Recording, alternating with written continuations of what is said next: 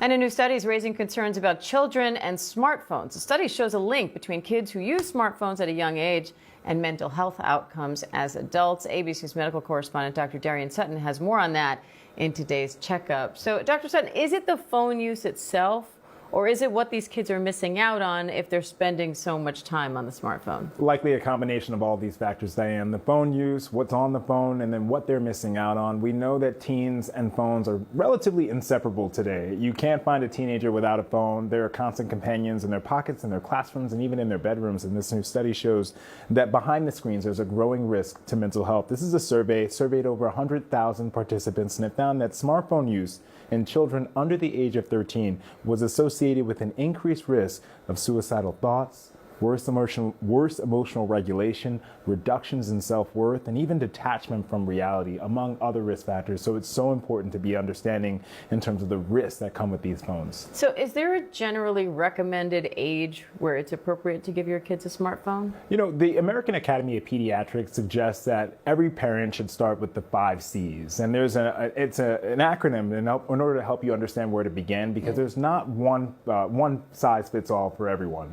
Many children at different developmental stages. So it starts with C for child, understanding their developmental age and understanding what's appropriate. The content, is it age appropriate? C for calm, meaning is it calming them? Is it helping them with their emotional regulation, or is it not? And then C for crowding out. Is it displacing other important activities? A really important reminder here, C, the last C is for communication. The American Academy of Pediatrics recommends that children, adolescents, teens get up to 60 minutes of physical activity a day. Many times phones are displacing that activity.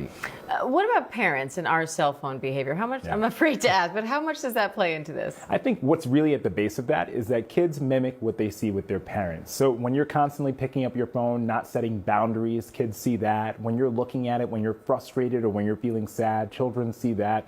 Even slight glances during interactions might be a sign of a disconnect. And we know that as adults. When someone's looking down at their phone while they're talking to you, you feel that disconnect. And children feel that as well.